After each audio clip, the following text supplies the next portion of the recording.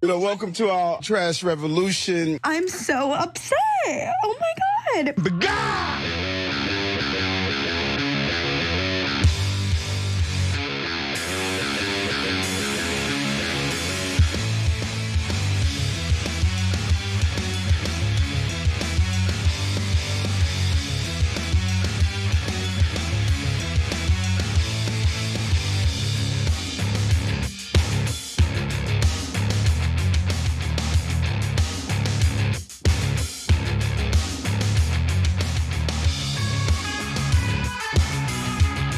All right, welcome to the Young Turks. What the bejesus? Here we are at the Poly Market Studio in LA. It's Cenk Uygur. It's the dangerous and controversial Anna Kasparian. So dangerous.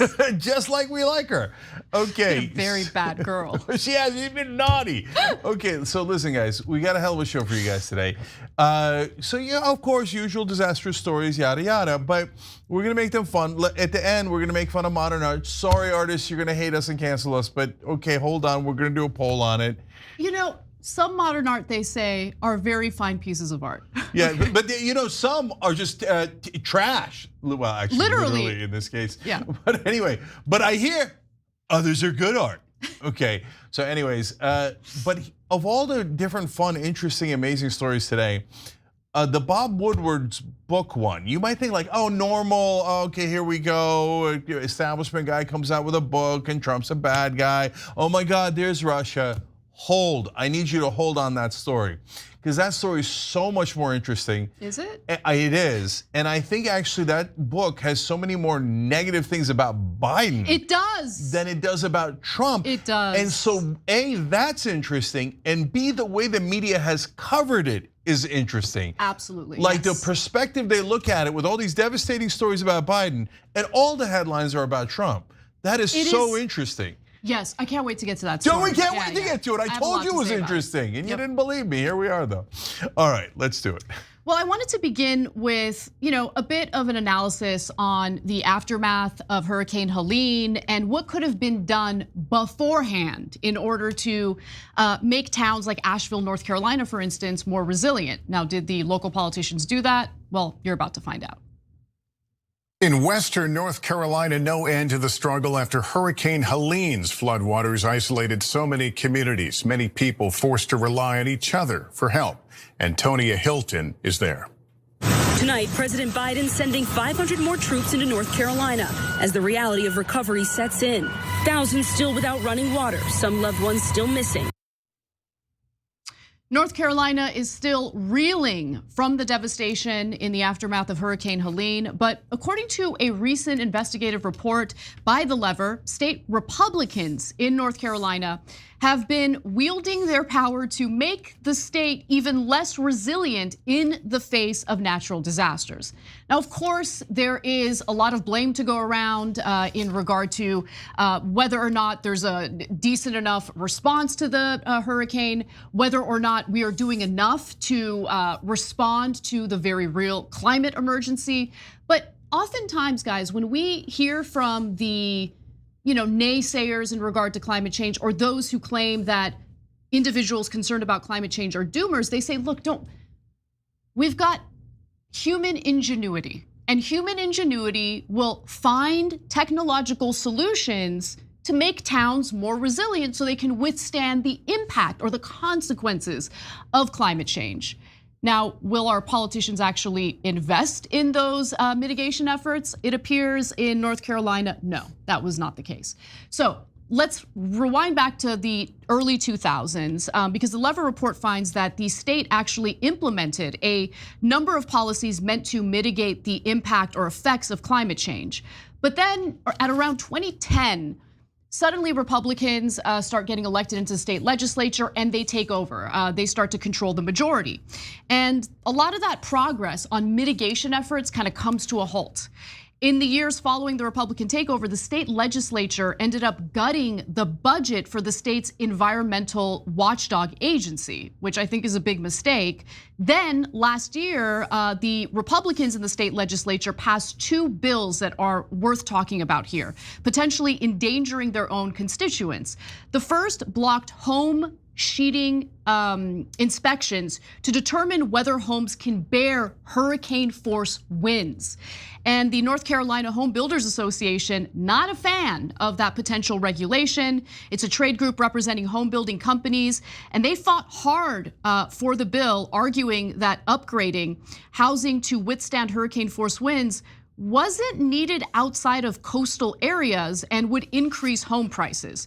The trade group, by the way, didn't just argue for the bill. Basically, they spent hundreds of thousands of dollars on lobbying to get their way. The Builders Association spent more than $346,000 lobbying state lawmakers in 2023 and has given more than $28,000 in campaign donations to State Representative Mark Brody, the bill's author, throughout his career. According to emails obtained by the Energy and Policy Institute, the environmental watchdog group, via a records request, the lobbying group also helped write the bill. So again, they blocked the home sheathing inspections regulation, essentially.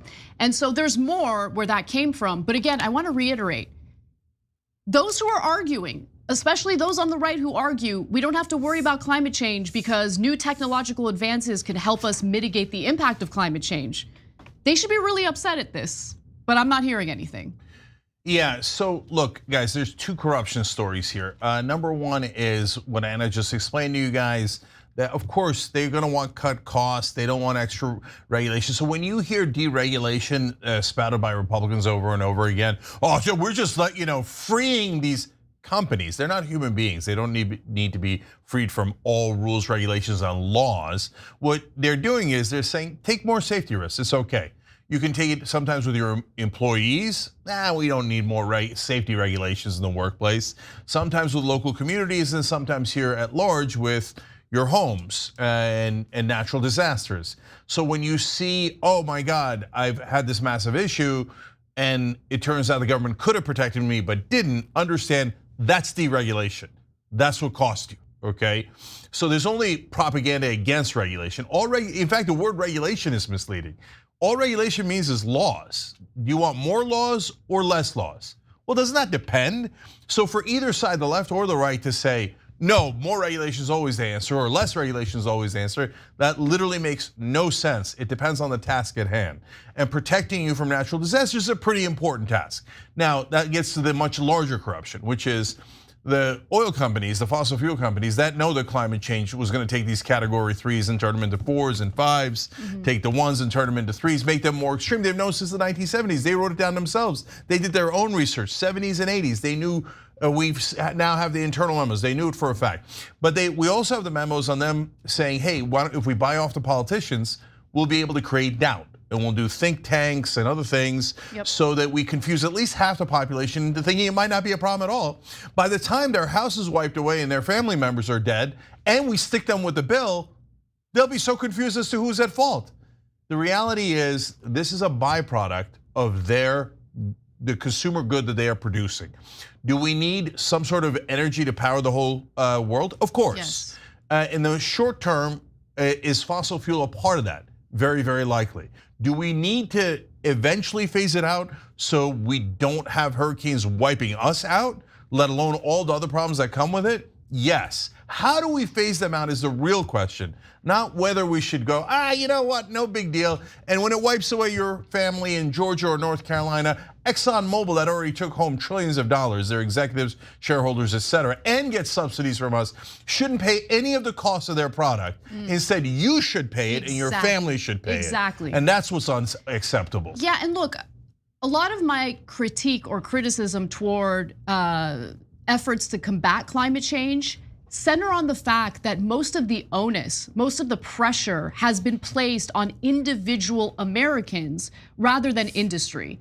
And that bothers me because individual Americans have been paying the consequences for something that they barely contributed to when you consider how much fossil fuel companies have contributed to the rapidly warming climate. And so things like EV mandates, do get under my skin a little bit because it's this assumption that people are gonna be able to just willy-nilly afford EVs. A lot of Americans are not driving like brand new cars or leasing brand new cars every 3 years or 5 years. This is an expensive thing to have to worry about. And I just think there needs to be more support for Americans if they're gonna implement these types of mandates. But let's get to the second bill that the lever wanted to draw some attention to. So the second bill opened 2.5 million acres of North Carolina wetlands for development. Now, unsurprisingly, that bill was backed by the Builders Association because, again, it allows for development on the wetlands. Now, scientists say wetlands are essential for absorbing water in storm surges, like the one that accompanied Hurricane Helene. Some research suggests that a single acre of wetlands, about 1 foot deep, can absorb up to 330,000 gallons of water, enough to flood about 13 homes downstream with several feet of water. And these problems, guys, are only gonna get worse because global warming is gonna continue to intensify. And so as the lever notes, using increasingly precise attribution science, experts are already finding evidence that climate change fueled Helene's destruction, including that warmer ocean temperatures likely exacerbated the storm's reign. The most recent national climate assessment completed last year found that the amount of precipitation in the most intense rainstorms has increased 37% in the Southeast since 1958. So that's real data, those are real numbers, and obviously you have ordinary people suffering the consequences, and it is devastating. And it's gonna continue to get more and more expensive, not just for them, but also for American taxpayers overall, as we have to beef up resources for governmental organizations like FEMA. Yeah, so guys, whenever you hear corporations talking about freedom, understand that means they're here to screw you. It has nothing to do with your freedom. So when we show you these numbers that are verified by scientists. I know that Republicans sometimes have turned the word scientist and the career of science as like a dirty word, like people that study facts to find out what's true. Boo, right? But they didn't devote, none of these guys are getting rich off this. They didn't devote their lives to science because they wanted to screw you over. It's because they really care about things that are true. And so when you see all the numbers on how the weather is, or the climate is getting significantly worse, and then you see the impact with your own eyes, understand that the people that are bringing you the facts are the ones that are telling you the truth, not the corporations who stand to make billions of dollars from your inaction. And those guys, by the way, if you don't know, we give the oil companies about $30 billion in subsidies every single year. That's more than we give to Israel, and it's every single year. Yep. And they're the most, and then we talk about how Israel has paid family leave and universal health care and we don't. Why are we giving them money? Well, we don't have any of those things, and ExxonMobil, we're giving them $30 billion when they're the most profitable companies in the world. So what are we doing here? So as they're destroying the planet, not only that, the part that bothers me, not just as an American citizen, but as a capitalist is, they get to take all of their costs and go, here, America, you deal with it. Here, citizens of the world, you bunch of suckers. We'll just buy off, we'll just buy off your politicians, both Republicans and Democrats. We'll buy the Democrats a little less and the Republicans a little bit more in this case, and Trump will buy the most. So he'll go around puppeting our talking voices, drill, baby, drill, drill, baby, drill. So we'll buy those guys off, and then half of you will be confused, even though the science is absolutely clear. You'll do nothing, and we'll get to put all our costs on you, and every once in a while, your house will get wiped away. But it doesn't matter because you and the taxpayers have to foot the bill, never ExxonMobil. Yeah. Well, I want to pivot to the potentially devastating hurricane that's coming. So let's reset for that, starting with this video. Helene was a wake-up call. This is literally catastrophic. And I can say without any dramatization whatsoever, if you choose to stay in one of those evacuation areas, you're gonna die. States like Georgia and North Carolina are still suffering from the brunt of Hurricane Helene. And unfortunately, there is another massive hurricane barreling toward the state of Florida. Last night, Tampa Mayor Jane Castor, the woman that you just heard from in that video, issued the dire warning to her constituents that Hurricane Milton closes in on the state of Florida soon. They must evacuate if they've been given evacuation orders, because if they don't, it is unlikely that they will be unharmed from this hurricane. Florida meteorologist John Morales even went viral because as he was reporting on this hurricane, he just really understood what the devastation is going to be and became incredibly emotional about it. Now, he later posted on social media, quote, "Extreme weather driven by global warming has changed me. Frankly, you should be shaken too and demand climate action now." Here's more on Hurricane Milton from CNN. Florida highways were crammed Monday with what state officials expect could be the largest evacuation since 2017's Hurricane Irma. Milton threatened storm surge, rain, and flash flooding. But due to Hurricane Helene's devastation, there's another threat, the potential for flying debris. Florida's governor has deployed the National Guard to help assist with debris removal that could cause more damage from Milton's forecasted winds, which got up to 180 miles per hour Monday. The storm is projected to weaken and make landfall as a Category 3 near the Tampa area on Wednesday, packing 120 mile per hour winds. Its dangerous eye and eye wall could come ashore anywhere from Cedar Key in the north to Naples in the south. So if you are in Florida and you've been given the evacuation orders, please evacuate. Don't treat this as if it's, maybe gonna weaken, you're gonna take a chance. Please don't take a chance. Please get to safety. And by the way, it's difficult because for some people, evacuating is not a possibility, right? Either they don't have the proper transportation to go to a safer place, they don't have a place to go. But please check in with your state resources and see if there's potentially a shelter you can go to. Do not stay where you shouldn't stay. If you're told to evacuate, do it. Yeah, so I told a story a long time ago on the show, maybe for the members or whatever, in one of our bonus episodes about how when I was in South Beach, it's been over 20 years now. And we had a hurricane warning, and I stayed, and it was a fun story. And I got a bunch of beer and went down to the beach, and the weatherman told me and others to cut our partying attitude out. But I want you to understand the difference between that and this. That was maybe it'll kind of graze you, and I got the sense that it wasn't really going to hit us too much, and it didn't. Now I got lucky because even if I was right about my analysis, which I shouldn't be, I should trust the meteorologist. It could have moved, then you're screwed, right? So, but here it's saying, no, there's almost no question, it's gonna hit you square. And if it hits you square at a Category 3, I saw Fort Myers afterwards. I saw it about almost a year afterwards. There were still boats on top of trees. Yep. There were couches on top of trees. I read this story about this poor older woman in Chimney Rock that was in North Carolina. And so that was the time that the town that was just totally wiped out. The mud came in and wiped it off the face of the earth almost. And she died because she was the one person who was stubborn and said, no, this is my house and I'm not moving to you. See that in the movies and they usually survive, but this is the real world and not the movies. No, the mud wiped her out. So don't make that mistake. This is not the one to play around with. When the authorities, and this is not like, oh, hey, the deep state this and a Sharpie that. No, when the authorities are telling you in this case, you gotta go, it really means you gotta go. This is nothing to mess around with. Mother Nature is not interested in what your feelings. Yeah. It hits you with a 160 mile per hour wind and you're a goner. So make sure you're following what these folks that are trying to save your life are telling you to do.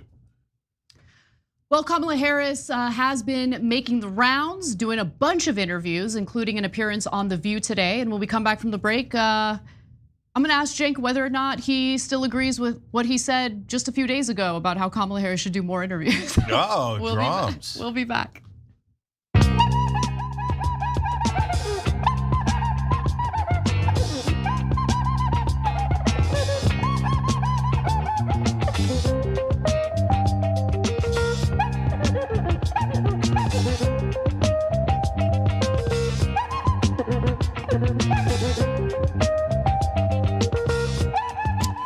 All right, back on TYT. Let's go to Super Chat randomly because I haven't fully read these, but well, let's have fun. Mocha Funk says, as I see it, the theater is one side screws you over in the name of capitalism.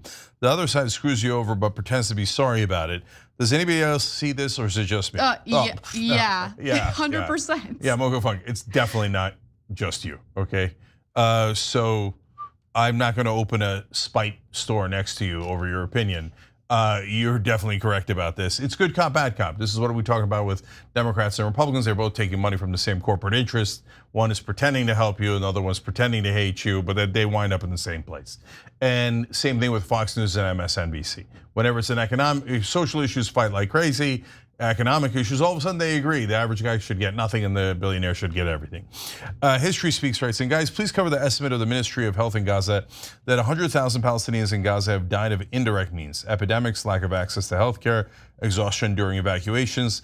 I posted Twitter the video of the press conference where the Ministry of Health claims 100,000 indirect war-related deaths.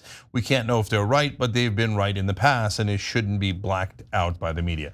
All right, History Speaks first. Thanks for sharing that, and thanks for doing it through Super Chat. There, we just shared it. But I'm not being glib about it. What we'll do is we'll research it, we'll look at the videos, and we'll consider it for tomorrow's show. This is a rare show where we don't have Israel news, actually, but it sneaks into the Bob Woodward book because there's something important in there. Yes, so History Speaks, if you don't mind, can you DM me the info via Twitter, and I'll take a look at it for tomorrow or Thursday. Yeah, so, and that's the least surprising news I've heard, of course, because of, I mean, you had all those kids who were starving. We talked about the starving kids. At some point, you have to count those.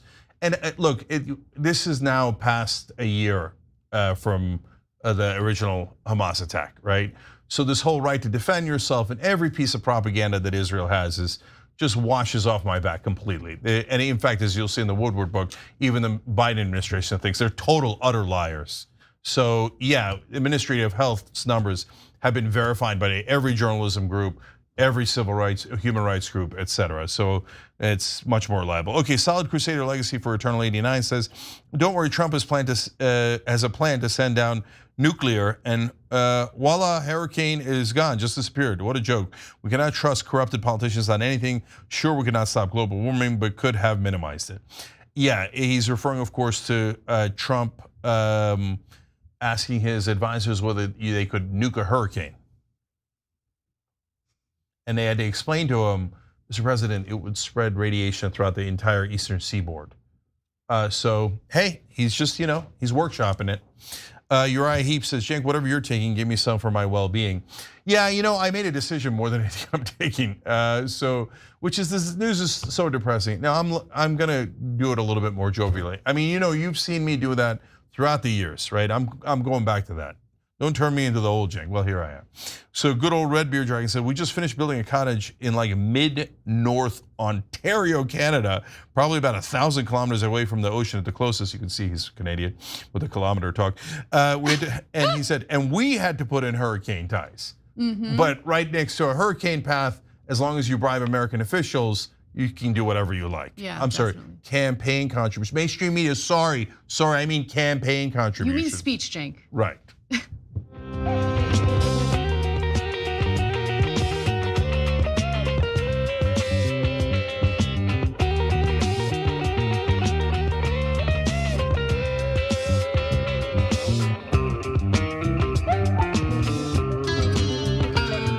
All right, back on TYT, Cenk, Anna, Kevin Randall, and Lego My Heart. What a fun handle. Okay, you Lego My Heart. Okay, they grabbed it by hitting the join button below. You can do likewise, become an American hero and a Young Turks member. By the way, somebody mentioned during the break when I was reading the super chats about Israel, we do have a really powerful piece of art, the ceasefire shirt that we've got at shoptyt.com. Check that out if you get a chance. And 10% of that goes to the Palestine Children's Relief Fund, which is desperately needed. So thank you guys, and thank you to one of our members, Imran Sheikh, for creating that beautiful, amazing shirt. Yeah, definitely. All right, Anna. All right, well, interviews do be happening. Let's watch. If anything, would you have done something differently than President Biden during the past 4 years? There is not a thing that comes to mind in terms of, and I've been a part of most of the decisions that have had impact. Oh boy. Okay, we're doing an instant poll in the chat right now. Okay, should Kamala Harris do more interviews or no? Because that's a terrible answer. So there's a whole drama as to whether she should have answered that. Later she went back to amended, hold for that. And then I'm gonna weigh in on whether I think she should keep doing these interviews or not. Back to you, Anna. Well, Kamala Harris has been doing more interviews, and to be fair, she's been urged to do more interviews, and that might be one of the few things that she's been listening to, so credit where credit is due on that. However, during her appearance on The View, she did what she seemed to wanna not do, which is distance herself from Joe Biden.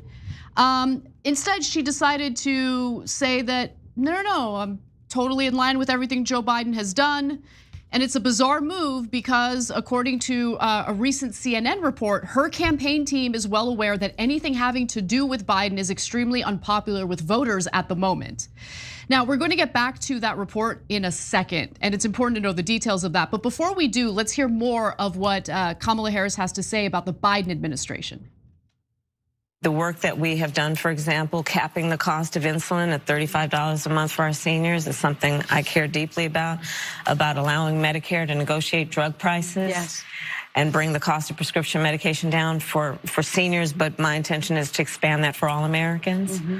The work we have done to invest in American industries, whether it be in terms of manufacturing and creating almost 800,000 new jobs around manufacturing. Those are all a shared priority.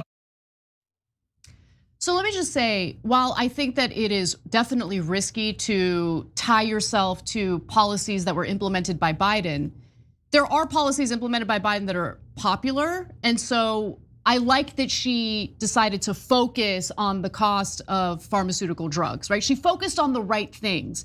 Now, had she decided to instead focus on sending tens of billions of dollars in military funding to Israel or hundreds of billions of dollars in military funding to Ukraine, that kind of stuff, or if she touted the Biden administration's immigration policy, which whether you are in favor of his policies or not, they are not polling well. If she attached herself to that, that would hurt her politically, big time, in my opinion. Yeah. But at least she focused on the right issues. Yeah. Oh, look at that poll moving live. I love that. Okay, so keep voting in the poll move as we go. Let's put up the split screen again. Yeah, there it is. Okay. Interesting. So I'm gonna weigh in on the poll in a second, but first let's keep going about this. Look, we're gonna give you the debate in a second as to whether what direction she should go on staying with Biden and say, yeah, I'm proud to be with Biden, or starting to create distance between herself and Biden. So that's a different question than whether she should do interviews. In that question, I say, stay away from Biden. Biden is not a popular person. So I hate to break the hearts of Democrats, but if you would like to beat Donald Trump, please do rational things and not just things that appease powerful Democrats. That's for another day when we're not trying to win a national election. That's for like your feelings, and you want to do rosé all day at another time and go to brunch and mop up Biden's tears. But right now, number one, you look like you're not the change candidate, which you desperately need to be if you want to win this race, if you stick very close to Joe Biden. Number two, he has some unpopular policies that then get stuck onto you. And rhetorically, you want to be a fresh new thing, not, oh yeah, I would have done the same thing as Biden for the last 4 years. I don't know if you know this, Biden's not in the race anymore. And his health and his mental deterioration is a part of it, but also he wasn't gonna win. Right. Because right now, only about a quarter of Americans think we're going on the right path. So if you're gonna do interviews, which here, I'll give you a teaser, I think she should, you have got to get a better handle on this issue. You've got to have a terrific answer for, here's what I agree with Joe Biden on and I'm proud of, right? We lowered drug prices. Where the hell are Republicans in lowering drug prices? And here's the parts I do not agree with Joe Biden. And in Washington, I know that that's a giant crime. That's never gonna happen. Right? Yeah. They're like, oh, saying you would disagree with a Democratic president. Guys, this isn't time for your stupid little club and you guys all patting each other on the ass. Go, oh, we love Joe, we're so on the in. I think this is time to win. So oftentimes, like, you'll refer to people like Trump as like a blunt instrument, right? Yeah. And I think you're good at recognizing blunt instruments because I think you yourself are a blunt instrument. Damn right I am. Okay, so look, overall agree with what you're saying, but I do think that the framing and the tone is everything, because there are plenty of voters within the Democratic base who love Joe Biden and would not take kindly to Kamala Harris being as aggressive as you were in the way that you framed that and the way that you said it, right? But I do agree with you that when it comes to the unpopular policies that were implemented or the failures of the Biden administration, she should try to distance herself. But Anna, look here, let me make one more counter argument, because the Biden lovers have a 0% chance of not voting for Kamala Harris. You never know. No. I mean, 7 of them will stay home. If she spat in his face, 7 of them would stay home, and only 7. You know why? Because they're diehards. They hate Trump. They're never gonna move over Trump. And remember, they follow the current Democratic leader no matter what. He could come out and be like, oh, I finally defeated America. And they'll be like, oh, he's young, he's 25. He's 25, he's dynamic, okay? He's the best possible candidate we have. Those guys are not going to vote against the Democratic leader, no matter what Kamala Harris says. So for God's sake, go get the undecideds, who, I hate to break it to you, don't love Joe Biden. Yeah, that's definitely true. And that is the reason why internally over at the Harris campaign, things are happening, guys. Things are happening. So CNN reports that internal Harris campaign research on the September presidential debate found that one of the most popular moments for the vice president was when she said, clearly, I'm not Joe Biden. Read a poll, brothers and sisters. Okay. Of course, that's the most popular. Now you know it's the most popular. Please read a poll. There's more. In mid-September, the Democratic Research and Polling Initiative Blueprint conducted a national poll testing a long series of potential statements Harris could make about herself and Biden. Those that performed best, the polling found, were those that displayed a clear break between her and Biden, while those that performed worst were those that portrayed a future Harris administration as building on the accomplishments of the Biden era. Any mention of Biden, the polling found, led to less support. That's interesting. Even if the position it had Harris taking was the same, those numbers have made their way around Harris aides. So they're looking at that poll and they're trying to do the distancing. But clearly, during her interview with The View, she failed to do the distancing. And so, look, it's not just about The View. She does, in my opinion, still struggle a little bit in these interviews, but who knows? Maybe she'll get better at it. Maybe she'll get more practice. There's gonna be fumbles here and there. But the main point is that people are still getting to know Kamala Harris. So whether you like it or not, whether we like it or not, whether she likes it or not, she's gonna have to do more interviews. But she's got to remember, what kind of messaging resonates most with the voters who are getting to know her. And so I guess associating with the Biden administration, even though she is VP, not a popular move to make. Yeah, so look, the reason why I say do more interviews is because, you're gonna get missteps. Even if you're a great politician, you're gonna have missteps from now and then. And in fact, I think Tim Walz is a super popular guy, borderline great politician. Why do I say great politician? Not because of his rhetoric, but because he actually got things done in Minnesota. And if you're a right winger and you don't like Tim Walz and you don't like the things that he got done, that's fine, but he got them done, and you can't argue with that. He got all those bills passed, so that's why he knows what he's doing. But even he, in the middle of the debate, had to quote him, a knucklehead moment, right? And so, and he should have had a better answer prepared for that, and he shouldn't have fibbed about when he was in China, etc. Right? So, but people don't remember like all of your little missteps, especially if you flood the zone. And there's 2 great examples of this. The first was Charles Barkley. So my whole life, Charles Barkley would say amazing, outrageous things. Now I love nearly all of them, even the ones I disagreed with, because I thought, now we're having fun. At least this guy's got a personality, etc. But by the end, everybody loved Charles. You know why? And did everybody agree with 100% of what he said? That's impossible, right? But they appreciated the guy. They're like, okay, he's real and he's honest, etc. Right? Now that's a good example. The bad example, but it's still true, is Donald Trump. So Donald Trump, oh my God, he floods the zone with insanity day after day after day. You can't possibly remember. We play Trump brackets where we have all the 64 worst things he's done. We'll play it later today, right? But like the one that always sticks out for me is when he said that nobody can do anything about the judges that Hillary Clinton appoints if she wins back in 2016, except the Second Amendment guys, they could do something. I mean, that is directly asking for those judges to be killed. And so there's no, Second Amendment doesn't have flowers and unicorns, it has guns, okay? So, but nobody remembers because he said 2,000 crazy things since then, including, oh, the audience in the live debate went crazy for me. There was no audience. He's cuckoo for Cocoa Puffs. He often goes on rants about how he's gonna beat Biden. We're like totally, New York Times had a giant write-up about this. Half of their examples I didn't love, was just normal crazy Trump. But the other half were devastating, man. He keeps saying things where I go, oh my God, he sounds like Joe Biden. I know, so look, I think what he was referring to with the audience, debate audience, was the online audience. No. I've now looked, I hear you, Anna, because you said that last time, I looked into it and quadruple checked it. Okay, I rewatched the tape 3 different times. There was no audience. He wasn't saying, hey, he wasn't making a reference to the polls, which would also not be true, but at least more believable. He wasn't talking about the reaction he got online. He was talking about the audience because he said, I said this and then a crowd went crazy. No, he's losing it. I mean, he was already nuts. But I mean, look, here the already nuts part is when he said Kamala Harris isn't even having campaign rallies or no one's showing up. It's all AI images, right? Cuckoo for Cocoa Puffs. If you believe that, then you're like the Biden guys on the Democratic side. You'll believe anything from Trump and you'll vote for Trump because you don't mind insanity, right? Yeah. Okay.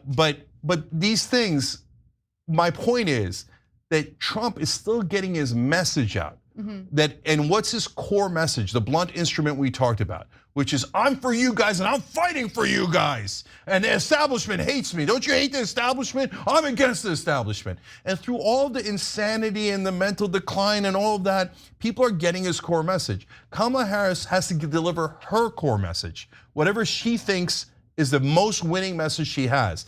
You cannot give away hundreds of millions and maybe even billions of dollars in free media. You should be doing 3, 4, 8 interviews a day. Tim Walz should be doing even more. And then nobody's gonna remember that you said that you were just like Joe Biden. Nobody's gonna remember any of your missteps. You're just gonna remember it overall. Look at that, you see my position now winning 74-26. Okay, I love doing these live.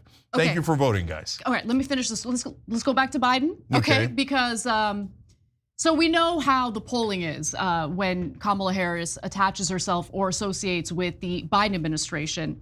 And this has created some pretty awkward interactions between the Harris campaign and also the Biden White House.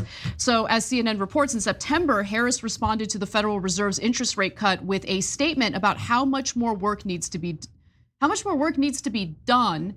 Then her aides had to spend hours negotiating with their White House counterparts to scale back a victory lap speech Biden planned to give the next day, according to a person familiar with the matter. And complicating this issue even further is Biden himself, who did not do Harris any favors when he said this last week, quote, Harris was a major player in everything we've done, including the passage of legislation, which we were told we could never pass. She's been, and her staff is interlocked with mine in terms of all the things we're doing. However, later in the show, Harris did think of one thing she would do differently than Joe Biden. Let's take a look. Listen, I plan on having a Republican in my cabinet. I got a list. Yes, right. You asked me what's the difference between Joe Biden and me. Well, that will be one of the differences. I'm going to have a Republican in my cabinet because I don't feel burdened by letting pride get in the way of a good idea. When she says that she'll appoint a Republican, think about the types of Republicans that have been supportive of her campaign. They're neocons. Please don't put neocons in your cabinet. Please, if you get elected, please don't do that. Yeah. Everyone hates the neocons. Okay. Everyone. Let me break down why they're fundamentally wrong about the direction that they're going in when they do this strategy. So what's the strategy? The strategy is, we got to win Republicans in the suburbs, and if we can just get the 12 Republicans who claim they're not voting for Trump, then we'll win the election because of how close it is in the swing states. And so they keep going towards traditional Republicans, neocons, like the Cheneys. But the traditional Republicans have 2 giant problems and why they're the wrong direction to go in. Number one, they love war, and the country does not want war undecideds, independents don't want war, nobody wants war except the people in Washington, okay? So that is an unpopular idea. You might say, oh, I love war, and please, let's fight 7 more wars for Israel, they're just defending themselves, and okay, yes, but that's an unpopular position, okay? So the second thing that they're known for is give everything to the rich and to corporations. An incredibly unpopular position, right? So maybe there's a couple of Exxon executives in the suburbs you're trying to win over, okay, but they're not gonna make up for how unpopular those positions are. So what is the actual direction you should be going towards? Because you're trying to convince people that are not already Democrats, not already on the left, to vote for you. So going further left also doesn't make sense. So wait, if you can't go towards old school Republicans, you can't go left, where do you go? Because you ignore that spectrum and you go to the populist establishment spectrum instead, and you go towards populism. Yeah, left and right makes less and less sense every election cycle. And especially when it comes to political messaging, because while I certainly am suspicious of the economic populist message that's spouted by the likes of JD Vance, it is a popular message, right? And it's a message, especially the messaging on tariffs, the pro-tariffs messaging, that used to be a more left-wing policy. And now it's been adapted by the right wing with the Democrats kind of trashing it, even though Biden kept Trump's tariffs and expanded it. Like, none of this stuff really makes sense in the old paradigm of left and right. Yeah, and so I want to be clear, they're all fake populists.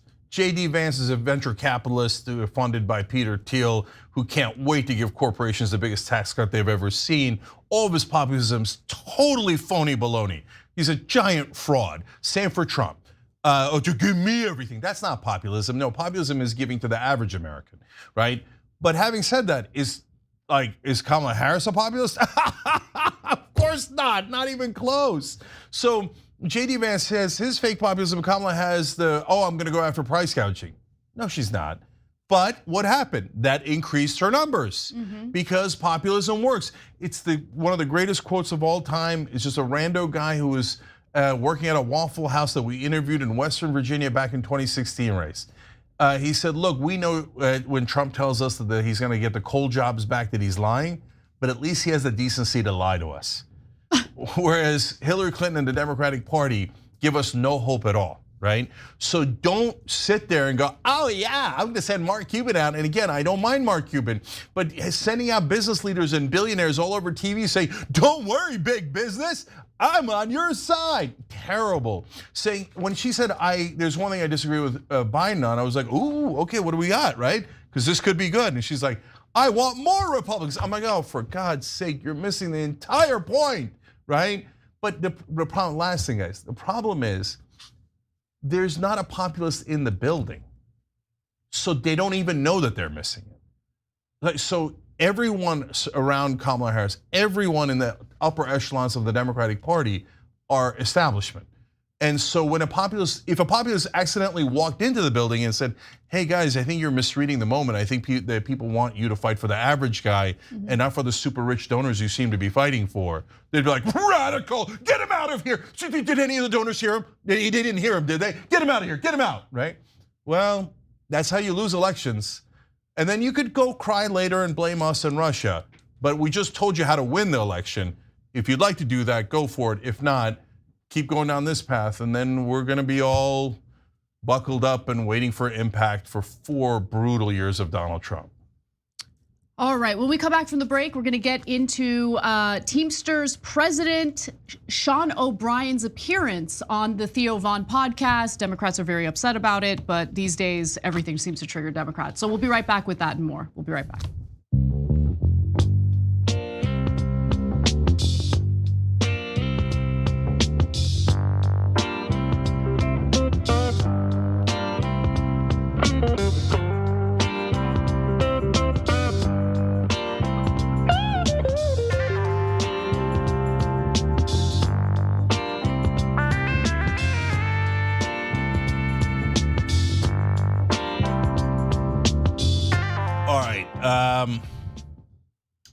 So here we go. Let's go to our members and get their thoughts on this at TYT.com. Guerrilla Radio says she cares more about appeasing Republicans than progressives. Till as old as time. Yeah.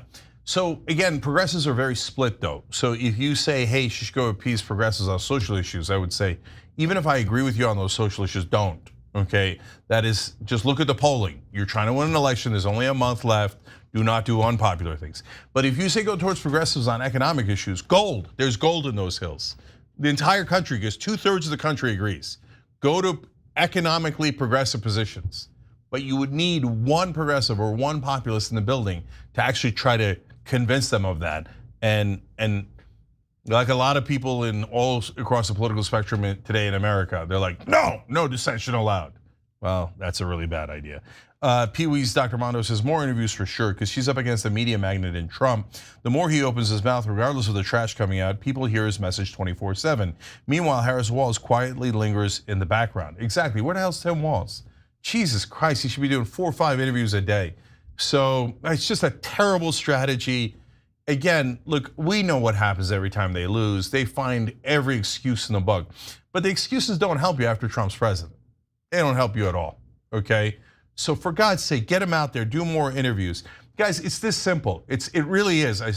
They send you text messages if you're like me, 20 a day. Oh, give us $5, give us $35, give it $100, give it all this money. They do all these giant corporate donor retreats and dinners and stuff. And they raise all that money for paid media in ads. But you could get the same for free on earned media, even better. You're on the show, you're not in the ad. And you could have billions of dollars of it. And they're just throwing away billions of dollars by not doing free media. It's unconscionable. And it's, guys, honestly, that's why I say obnoxious things like, I don't think there's a smart person in DC. How do they not see that? To be fair, there's a bunch of Democrats now going, please do media, please, right? Because you know the 2 guys you should trust on this? I might not agree with them on policy, we've had our differences before, but David Axelrod and James Carville are smart political strategists. They've been right all along in this campaign cycle. And they're both going, especially Axelrod, what are we doing? What are we doing? Why are we turning away all this free media? Please get out there. And if you think you can't make a convincing case in an interview, don't run for president, don't embarrass yourself. Dirge says the builders get to cut costs and raise profits. Then they get more money on rebuilding at the cost of homeowners or the taxpayers. That is such a good point. That's so true. And that reminds me of the gun industry as well. They win when there's a shooting because everybody panics and buys more guns. Then one of those people does the shooting and more people panic. It's a vicious cycle for us and a profitable cycle for them and the home builders in this case. Madlib says, when the last tree has been cut down, the last fish caught, and the last river poisoned, only then will we realize that one cannot eat money. That's a Cree prophecy.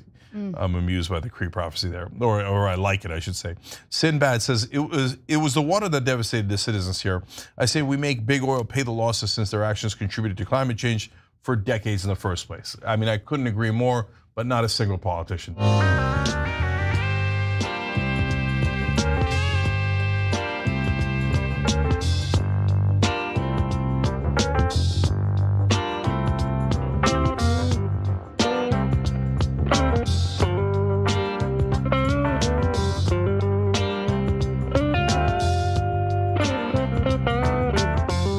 Back on TYT, Cenk and Anna with you guys. More news. All right, buckle up for this one. You know, these politicians, both sides, Democrats and Republicans, and I'll be honest with you, I'm a Democrat, but they have f***ed us over for the last 40 years, and for once, and not all of them, but for once, we're standing up as a union, probably the only one right now, saying, what the f*** have you done for us? Teamsters President Sean O'Brien made an appearance on Theo Vaughn's podcast and talked a little bit about the state of the Democratic Party as it pertains to labor and real gains on behalf of labor. And honestly, for the first time for a long time, you actually have a Union Party leader calling out the Democratic Party for the way that they've been behaving toward workers over the policies that they have implemented or the policies that they've refused to implement.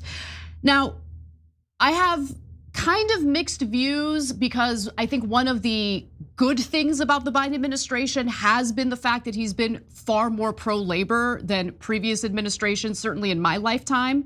Yes, he squashed the rail workers' strike, but behind the scenes, and he got no credit for this, by the way, behind the scenes, he worked to negotiate to ensure that they got what they were asking for, which was the paid time off. So I wanted to give you that caveat, but without further ado, let's get to more of what he had to say.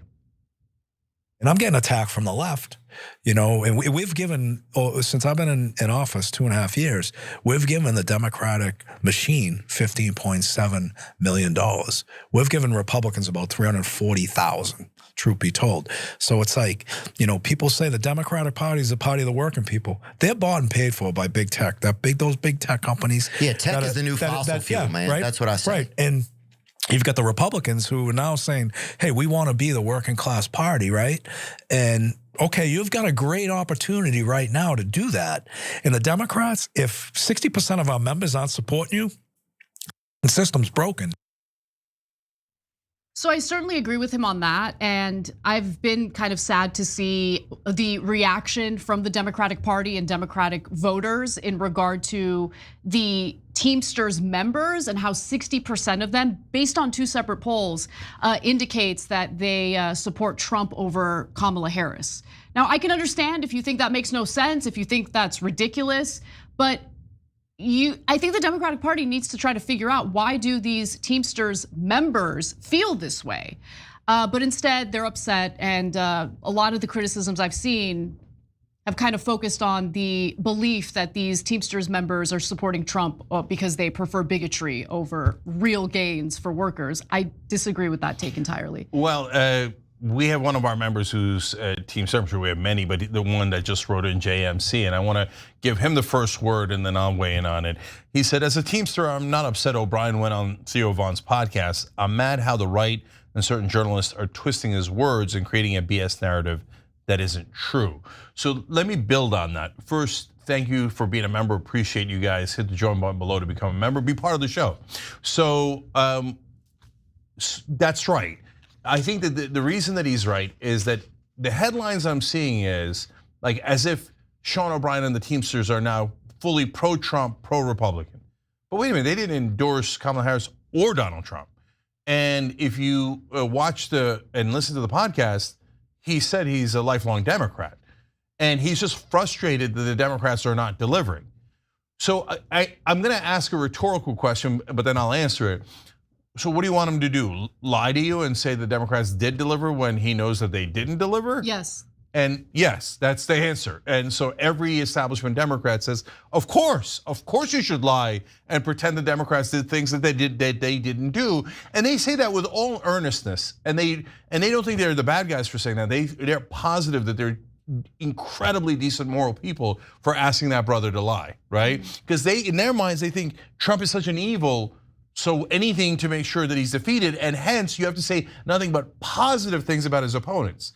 No, the much better path is to be honest so people believe you, okay? Yep, and that's what Sean O'Brien's doing. He's being absolutely honest, and I find him 10,000 times more credible than any partisan hack who comes out there with their talking points that we've all already heard, spouting fake robotic BS. So thank you, Sean O'Brien.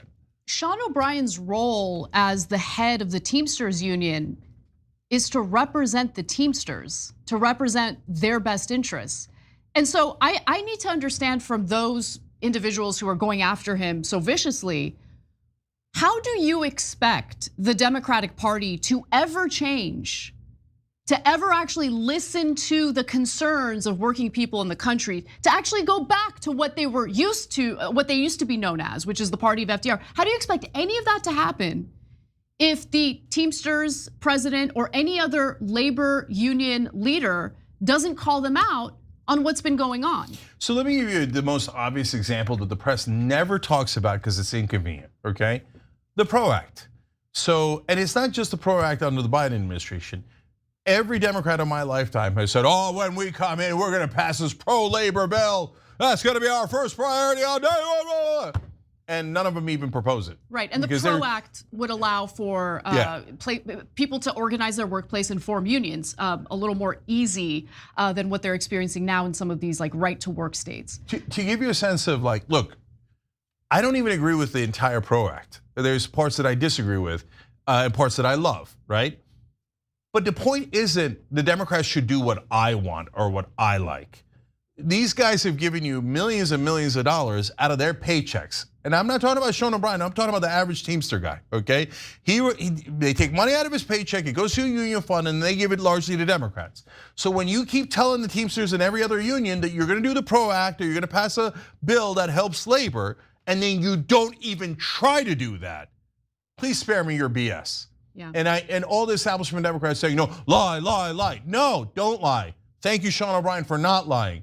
And you're never going to get them to pass any of those bills unless you hold them accountable. If they think, oh, I'll just take these suckers' money and I never deliver for them, well, they're never gonna listen to you. Just like Israel never listens to us, because we give them infinite money, total blank checks, and we never hold them accountable. This is easy, obvious logic. But the next time to go to screw over union, the Democrats, they might think, oh, well, we could lose the Teamsters. And that's a couple $1 million, and that's this, and that's that, and that's a bunch of voters. Now they got a little fear in their heart. Good. That's how democracy is supposed to work, right? Exactly, guys. You don't want to put fear in a politician's heart about violence or physicality. That's for losers, okay? But on electoral consequences, you want to put a lot of fear in their heart. You want them to think, well, if I screw them over, I might not win. Yes, otherwise they're never, ever going to deliver for you. So sorry to all the other union leaders whom I like a lot these days. The union leaders have gone from totally incompetent to like lions all of a sudden, right? But among those, even though he's the one not fighting Trump, and I hate Trump, I like Sean O'Brien the best now, because he's being the most honest and using his leverage most effectively. He's using his leverage, and I think that's important, especially during an election. Okay, so there's a final video that I want to go to because O'Brien decides to detail an interaction he had with Democratic leadership. Let's take a look. I had a heated discussion 2 weeks ago with Chuck Schumer, and it got ugly. Chuck Schumer is a piece of. And it got ugly because, these politicians, the one thing I've learned, they walk in and they tell you, I did this for you. Okay, great. Let me tell you what you haven't done for us or our members. And we got into it pretty heavy. And I'm like, you had no problem taking $550,000 from me 3 weeks prior to me going on the Republican National Convention. And then you want to be a tough guy on Twitter or X or whatever it is and throw it out there about me, like whatever. I love his energy. I just do. I love his whole vibe, to be honest, because it's so straight to the point. And I love the fact that he's not really calling out corruption, but in the way that he's framing this issue, he's calling out, he's drawing attention to the corruption, right? Because oftentimes when we talk about corruption, guys, we talk about it in the context of corporations. But remember, police unions have a lot of power. They also do lobbying. So don't make the assumption that it's only corporations. Unions also have a tremendous amount of influence over politicians because they also contribute a lot of money to various politicians. And so do some foreign governments, I hear. Okay, so look, guys, Sean O'Brien is, if you think he's like some sort of Republican or operative, no, not even close. He nearly got into a fist fight with a Republican senator, Senator Waingro from Oklahoma, like just about a year ago. Do we have that on tape? We do have right? That video. Here, take a look at this. Quit the tough guy act in these Senate hearings. You know where to find me, any place, anytime, cowboy. Sir, this is a time, this is a place. You want to run your mouth, we can be two consenting adults, we can finish it here. Okay, that's fine, perfect. You want to do it now? I'd love to do it right now. Well, stand your butt up then. You stand your butt up. Oh, hold on, Big guy. oh, stop it. Is that your solution every poll? No, sit down. Sit down. Okay. You're a United States Senator. Sit down. Active. Oh, okay. Sit down, please. All right. No. Bernie's the best part. No, right? I love every part of that video, right? Especially because during one of the shots, all you see is Bernie's hand doing like the typical Bernie hand thing that he does. Yeah. You look, even if you didn't hear his classic voice, you would know it from the hand motion. 100%. Right? Okay. You're a United States Senator. Sit down. You're a United States Senator. But see, that's Sean O'Brien, not like from 20 years ago, but like from a year ago, barely, maybe not even, getting into a fight with a Republican senator because he's not playing and he's not trying to pick sides. He's trying to look out for his union members, and that's what he's supposed to do. So now over the Democrats, Chuck Schumer running his mouth. Well, okay, but guys, when Chuck Schumer and the other Democrats and the other Republicans, so Republicans, Teamsters, if you're watching or anybody that's watching, Republicans are the party of the rich. They're a party of big business. They've never helped you. They're never gonna help you. They're for lower wages. They always fight for lower wages. Always, anytime that there's a strike, they say fire him. Donald Trump brags about firing everybody and say, oh yeah, I'd fire, right? They hate the workers. So that's, to me, that's a given. But when you come over the Democrats, and so Chuck Schumer and all you guys, you take money from the corporations and you kiss their ass. You take money from me and you spit in my face. Why should I applaud it and pretend it's raining? No, if you're gonna take my money, then you're gonna do what I tell you to do, just like every goddamn donor, okay? If you say, hey, we're not taking money anymore, we're not corrupt anymore, great, I love it. Yeah. Because then labor's gonna win because we have more people on our side and we have more voters, right? But if you're gonna do your corruption and the only people you don't listen to is labor, well, that's a raw deal. Totally. And if you're not calling that out, you're not standing up for your members. So thank you, Sean O'Brien. Definitely. Now, unfortunately, the Democratic Party has been losing working class support, and I dive into that. I just wanted to quickly mention the very right-wing piece I wrote recently.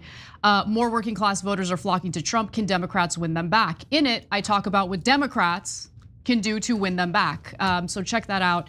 It's at kasparian.substack.com. But Anna, wait a minute. Yeah. My Super God. right wing. I didn't know you were going to be honest in Substack. I mean, quoting polling about how the non-college educated voters are going towards Trump. What are you doing quoting facts? Have you turned right wing? I mean, Super come right on, wing. guys. I'm wearing a red dress. Yeah. I mean, come on. Maybe not a red message. pill, but a red dress.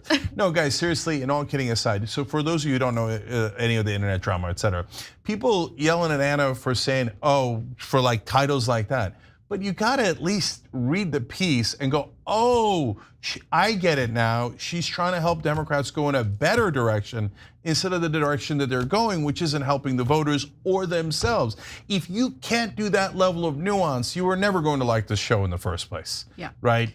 So if you want just simple-minded thinking, this is my ideology, I like people who are repeating the same things I repeat all the time. There's 1,000 shows on the internet for you. But here we do nuance, and we fight for the average American, and we're honest about it. When we come back for the second hour of the show, we're going to talk about the revelations from Bob Woodward's latest book titled War. It's supposed to give us an inside scoop into the Biden administration, but what seems to be getting the most attention is section on Donald Trump and his conversations with Putin. So come right back, we'll give you the details on that story and more. And I don't care where I bite, by the way. It just is going to be a bite. I will bite. Indisputable is still the fastest growing news show in America compared to CNN, Fox News, and 30 other networks. We tell the truth on Indisputable because the truth is indisputable. We go places that other news media outlets refuse to go. When there were human rights abuses happening at the Victorville prison, guards and members of the community contacted us. You, through your investigative reporting, unearthed very troubling allegations about specific forms of abuse and discrimination in the federal prison system. It really doesn't take much to be a trusted voice. All it takes is to be fearless, report on matters, be an advocate. I called it the bullpen intentionally because it's a place of preparation. We present individuals who may have an opposing view, so we debate. Sometimes we interview individuals because their stories deserve to be heard. A survivor of significant police misconduct and his attorney. We covered this story earlier and to remind you of the horror of one man being shot at damn near 100 times by the police. We take time on this show to showcase the temper tantrums of Karens in the wild. We do this not because we want to see people's emotional outbursts in public, but because these incidents are emblematic of a bigger societal issue taking place across the nation, and it has to be checked. My friend, my big homie, attorney at law, Benjamin Crump. I just want to thank you, man. Educated, articulate brothers like yourself speak truth to power. It makes a great difference in changing the landscape in America. So listen, no matter what you do, don't allow the politics of ideology to evaporate the soul that still exists inside of you. They don't stop, I don't stop. Racism won't stop, I won't stop. Systemic bias won't stop, I won't stop. People still need health care, so I won't stop. People still need criminal justice systems reformed, so I won't stop. You won't stop either.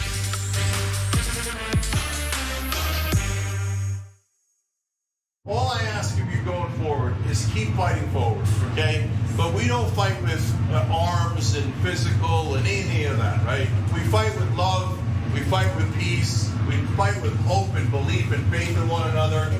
And we do that straight with knowledge and facts and truth and things that are real.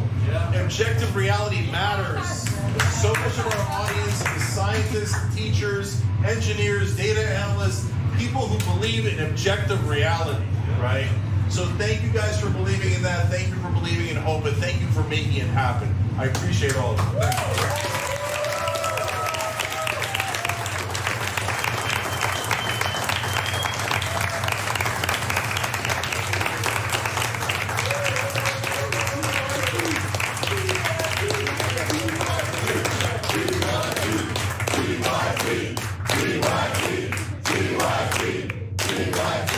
I really love what y'all do on the Young Turks, man, and it's a very refreshing, voice. Y'all don't lean to one side. I tell people all the time, if you want to go really hear what's going on honestly in our society, you should tune in to the Young Turks. Thank you, Charlemagne. We appreciate that. That's awesome. Really appreciate it, brother.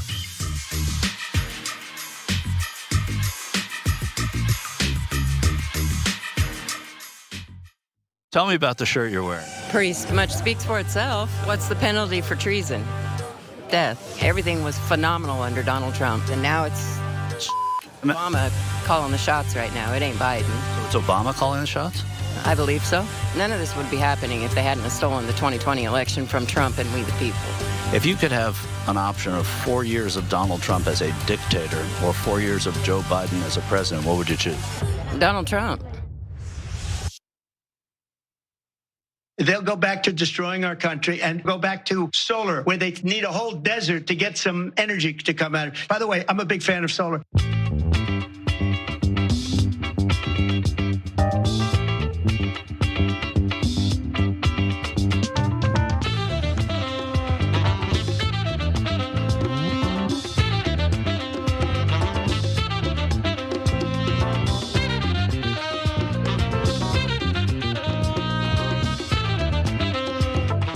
Back on TYT, Cenk and Anna with you guys, and Perpetually Jaded donate money through tyt.com/team. So thank you, Anna.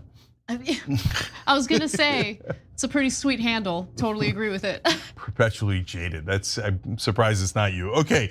Anyways, thank you guys. We definitely need it through the election and through the end of the year, and then hopefully we built a bridge and we don't have to ask for it anymore. But if you can help now, that would be incredibly helpful. tyt.com/team. Okay, so let's get to another Trump disaster. How will you restore faith in our justice system? A lot of people will say, well, he's just going to do to them what they did to him and get back at them. And a lot of people say that's what should happen. You want to know the truth. Right. Well, but I think. I love when they try to give Trump a softball and he's like, I'm not going to hit it. He does this with Hannity. I mean, you wouldn't be a dictator, right? Well, I'd be a dictator on day one.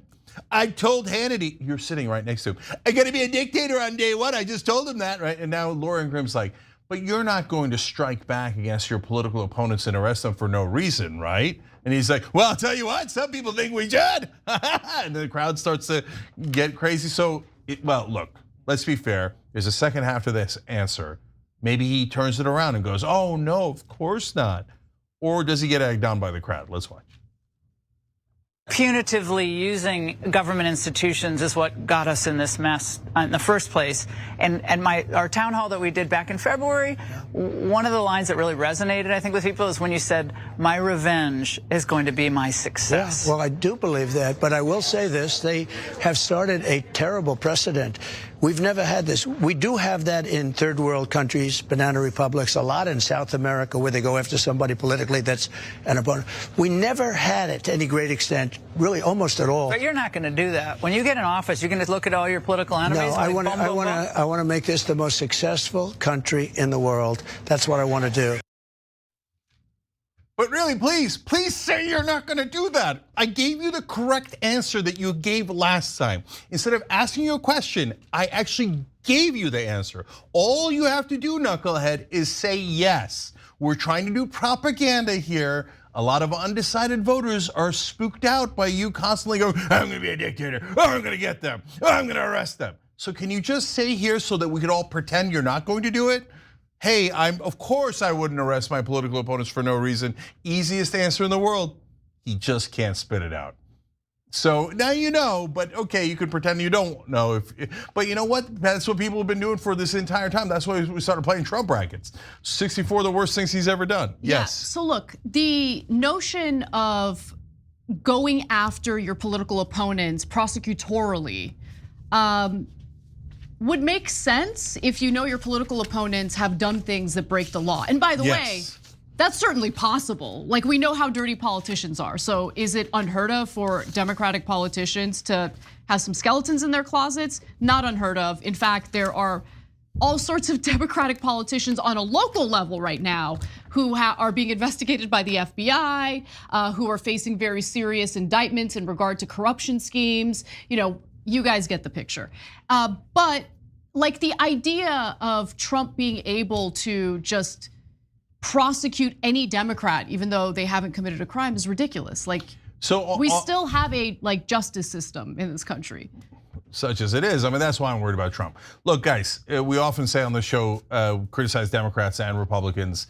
And so, and I criticize Democrats for not doing nuance sometimes and going, no, you got to go strictly party line. You can't veer from the party line. But for Republicans, like, guys, you got to at least understand simple concepts like, yeah, if someone broke the law and they happen to be your political opponent, we're not going to stop you. For example, we're not going to complain about it. Like, let's say that Trump was president instead of Biden, and his Justice Department went after Senator Bob Menendez, who's a Democrat from New Jersey. I would give them a standing ovation. I wouldn't be like, oh my God, it's a Democrat deep state. Trump's trying to politically turn. No, the guy's corrupt. He's got gold bullion coming out of his jacket pockets and falling out all over his closet and stuff, right? You want to go after Eric Adams or Cuellar down in Texas, et cetera, for bribes they might have taken from foreign governments. Have at it, Hoss. We're not telling you don't do that. And when Democrats didn't prosecute Trump in the beginning, why do you think they didn't prosecute him in the beginning? Because they're like, oh, the elites never prosecute the elites, right? Because they're worried that it might turn on them. But if you say, hey, let's prosecute someone, whether they did something or not, oh, they did it to us, is not a real thing. That's just you being spiteful. And yes, undermining democracy when you go, let's just arrest someone because we don't like them politically and we think they did it to us. That's not a thing you could prove in court. No, you did it to us is not evidence you could present in a court of law. Come on, guys, do better, be better than this. Yeah. So, but unfortunately, both sides have issues with that, and especially the Republicans. Keep it real. Okay, in the interest of saving time, go ahead. All right, so we'll get back to, okay, so to do Trump brackets, we're down to the Sweet 16. These are all bad, and we need your help in the votes as much as possible, TrumpBrackets.com. So 1 seed versus an 8 seed. Impeached for refusing peaceful transition of power. Obviously, that's a huge one. And 8 seed is villainized immigrants throughout his political career. We have an example of that. We'll show that to you right here.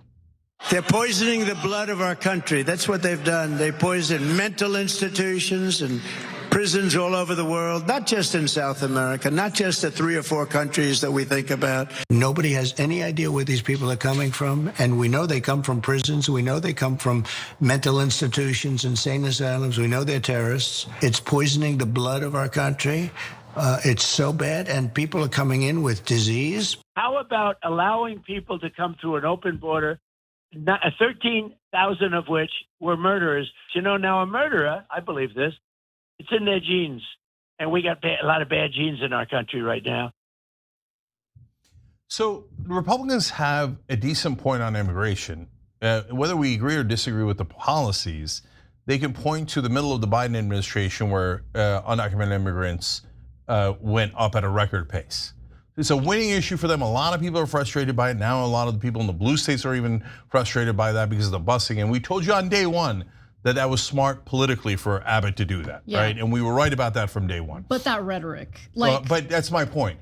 But when you go and say they're poisoning the blood of our country and you use literal Nazi rhetoric, then don't like the Republicans catch feelings when you say, but no one else has talked about the poisoning the blood of a country other than the Nazis in like human history, okay? Maybe that's a little exaggerated, maybe somebody did, but overall that's what they're famous for using that line. So when you needlessly talk about, oh, they got bad genes, they're poisoning the blood of our nation, then you take a winning position and you turn it into a losing position because people are worried that you're a weirdo fascist and you're doing this based on race and not based on logical reasons like, hey, the job market, the economy, extra resources, etc. So if you're a Republican, you should be more mad at him for that than we are. Because he's blowing it for you. Yeah, like exactly. Like when that type of rhetoric is used, that sends a signal to everyone on the left or even in the middle that you cannot take anything that the right says about the ramifications of, undocumented immigration seriously, because if you do, it just means you're a bigot. But there are people, including Democratic voters in like cities like Chicago, who have dealt with some issues because of the sheer influx of migrants coming in without the lack of resources to deal with it. And so that is a legitimate concern. That doesn't mean that you're a bad person, that you're racist, or that you're a bigot, but that you want some help and some attention from the federal government on that issue. Anyway, go ahead. I mean, if you thought that might trigger Republicans, get a load of the next bracket. Said there was very fine people on both sides about the neo-Nazis and Confederate lovers. Implied Kamala Harris exchanged oral sex for career favors because he's a terrible guy. Look, on the Kamala Harris one, again, you have 1,000 things you can criticize Kamala Harris on and get a lot of people on your side. But when you go weirdo dirty like that, all you do is turn off people that might come to your side and have a lot of women voters go, I don't want any piece of this trash, okay? So now on the fine people on the neo-Nazi side in Charlottesville, here's one of the examples of him doing that. You had some very bad people in that group, but you also had people that were very fine people on both sides. You had people in that group, excuse me, I saw the same pictures as you did. Yeah. You know the Republicans have their excuses. No, he meant the guys who love Confederate generals who tried to keep slavery so we could imprison black people forever and use them as property. But number one, that's a terrible defense. Number two, why would your guy say, oh, neo-Nazis who just killed someone and chanted the Jews will not replace us? There's very fine people on that side. Why bother doing that defense? When the only thing that anybody knows is that a bunch of Nazis marched in the streets. You don't think at a bare minimum that would get misinterpreted as him saying, there's some fine Nazis? The problem with his form of communication, and I think he does this intentionally, is he says two different things at the same time. Yep. And so the plausible deniability is like always a possibility in defending him. But I do want to be fair because in that same statement, he said, the neo-Nazis, they shouldn't be condemned. I don't support them at all. That's what the Trump supporters talk about when they refer to Trump being taken out of context. Yeah, that's because you guys still haven't caught on to the trick that he says both things. And he wants the people, you to be able to do plausible deniability and go, no, he said he was against the neo-Nazis. He was just in favor of the other who. This was not a normal conservative rally. I've even defended the people who went to hear Donald Trump's speech on January 6th, because a lot of them, most of them did not go to the Capitol, okay? So we're super fair about that. But this was not a normal conservative rally. This was a neo-Nazi and Confederate general white supremacy rally. It was not anything else. It was not, hey, there's Republican accountants in here and homemakers. No, and trad wives. Okay, no. we get it, keep going. Yeah, anyway. Okay, so we'll go to the next question. 6 and 3. Created policies that resulted in migrant children being put in cages. Praised Jeffrey Epstein as a terrific guy who likes girls on the younger side. Go ahead, right-wingers, make all of your excuses. But he definitely said that. He definitely knew that Epstein was sleeping with young girls, and he partied with him for 15 years, called him a terrific guy after he knew, and then even after he was arrested and Ghislaine Maxwell was arrested, the biggest groomer in American history, he said that he really likes her and wishes her well. So if you want to vote for a guy who loves groomers and was terrific pals with Jeffrey Epstein, that's on you. Anyway, all the rest of you guys, go to TrumpRackets.com, vote on which of these are the worst. We definitely need your help because they're all bad.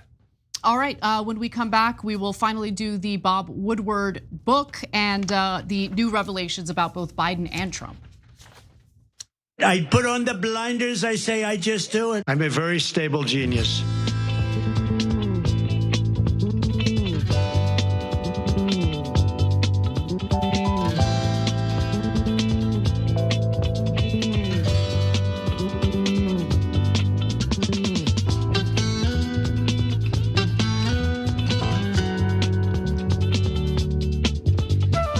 All right, back during the social break here. All right, first of all, name John's desk. Let's do it.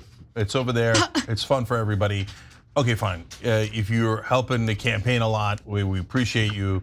Go to tyt.com/perks and make sure that you're getting one of these fun perks, right? So a lot of folks have named things around the studio in all our different campaigns. That's Jeff Manzerlight. The background is Kelly from Texas. That was from many campaigns ago. Kelly, nothing but love for you still. So I can go on and on of all the different places where we see your guys' names. You can do that in this campaign as well, tyt.com/perks. John's Desk is one of those things, so you can check out all of them there. And then the ceasefire shirt, wanna make sure that you guys have seen that. And it's 10% of the proceeds go to Palestine Children's Relief Fund. Proud to be part of that and helping that out. And it's a beautiful ceasefire shirt by one of our members. Check it out at shoptyt.com. And then we got Operation Joy tonight. So make sure you stick around for that, where we try to find a little bit of joy in the world. In fact, I want to tell you guys one thing that's important. So today on Operation Joy, we're gonna start taking questions. So you ask me questions like a life coach or whatever it is. That already sounds goofy. But if you got a question about, all right, Cenk, you tell me to be happy with this or that. Yeah, but how? Or whatever it might be. Start writing them in now. I'll answer them in the bonus episode for the members. Everybody loves Operation Joy. Come be part of it, except the cynics and the skeptics. But even some cynics like Operation Joy. She didn't see it. All right, Boomer Dragon Cat says. No, I heard you. It says, we're all on our own, folks. Don't expect the government to be anything but a pain in the butt for the foreseeable future. Cat, I hate to say it, but I think you're right. Art Guy says, Kamala's a political weather vane. Can never say that right. But let's face it, any other establishment candidate would have towed the line just like she's doing, 100%.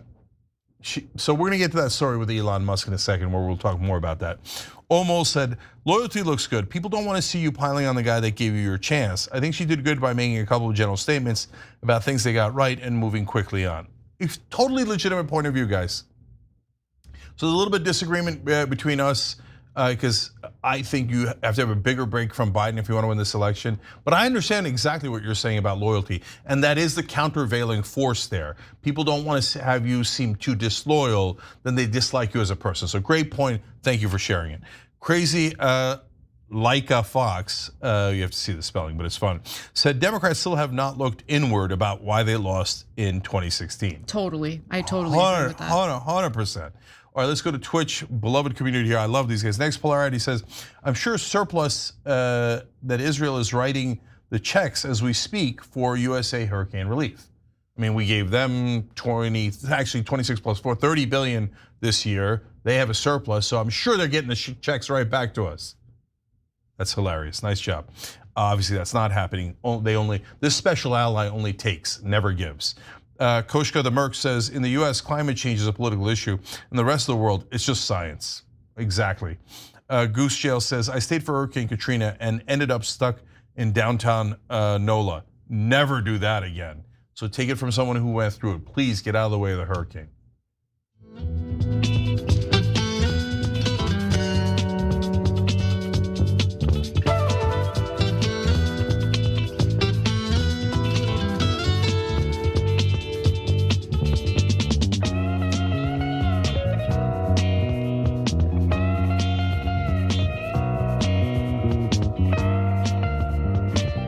All right, back on TYT, Jen Canano with you guys.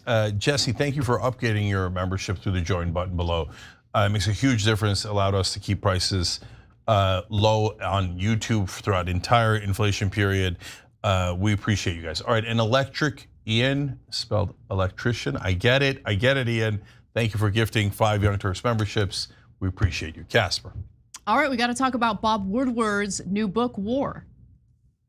This is a treasure trove of revelations. I'm not like exaggerating here. My jaw dropped in some of the anecdotes in here. You know, Bob Woodward is still bringing the receipts. He is. There are new details about former President Trump's relationship with Vladimir Putin.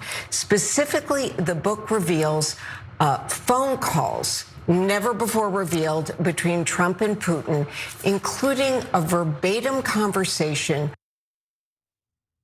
Donald Trump has had conversations with Vladimir Putin. That's one of the many revelations in Bob Woodward's latest book titled War, set to come out soon. And it's not just about Trump. He also dives into the Biden administration. In fact, he gives a behind the scenes look into the Biden administration.